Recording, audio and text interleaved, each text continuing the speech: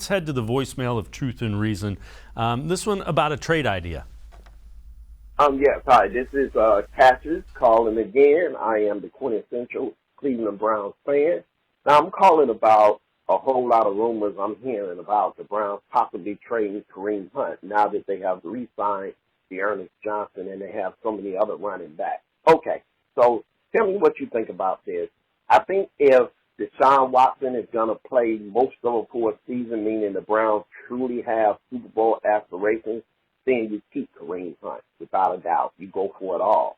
Now, if Deshaun Watson isn't going to play a large part of the season and we realistically do not have Super Bowl hope, then you trade Kareem Hunt only because you're going to lose him next year anyway. So then you trade something for him, but you keep him if you're going for the Super Bowl this year, and you take that loss next year by not getting anything for him. Second part of this question is, what do you think about the Browns including Kareem Hunt in a trade to get rid of Baker Mayfield and maybe just bring back a draft choice or something like that? Perhaps a team with a quarterback and a running back.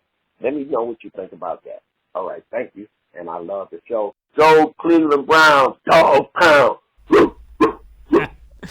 As always, we appreciate the voicemails, especially when there's barking involved. Mac, when I think of this, and I get where he's going, I don't think I'd trade Kareem Hunt. And the reason is the roster around Deshaun Watson is really good. If you don't have Deshaun Watson in, it's got to be Jacoby Brissett. You're going to need to run the ball. You're going to need to run the ball, play really good defense, and make sure Jacoby Brissett takes care of the football, doesn't turn it over if you want to win. Yeah, and that's where it becomes a situation in my mind where, maybe it's a trade deadline situation where, again, you evaluate the roster midway through the season.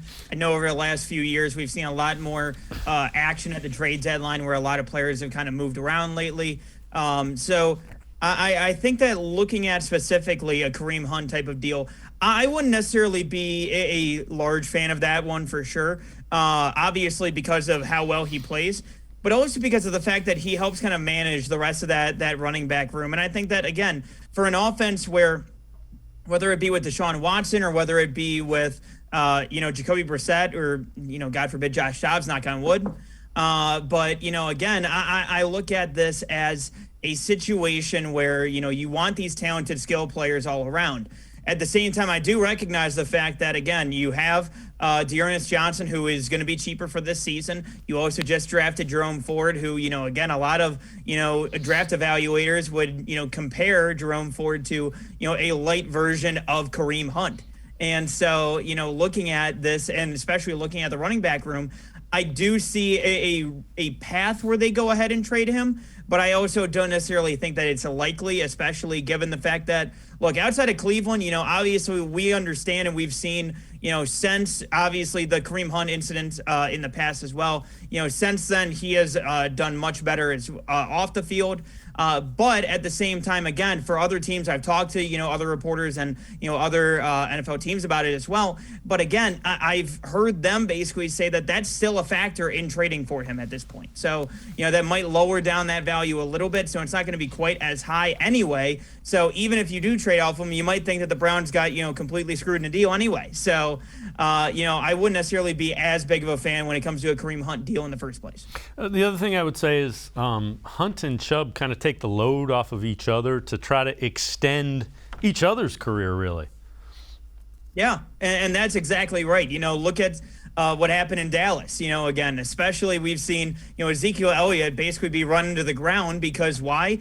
Because Jerry Jones paid him $90 million and, Jerry Jones gets what he wants, damn it. So, seeing how that plays out, especially, Tony Pollard is the better running back in that room, especially last year. He averaged, 6.2 yards per touch, whereas Ezekiel Elliott was only down to 4.4 yards per touch. Meanwhile, in the Cleveland Browns backfield, only one running back was over 225 touches, and that was Nick Chubb by 20.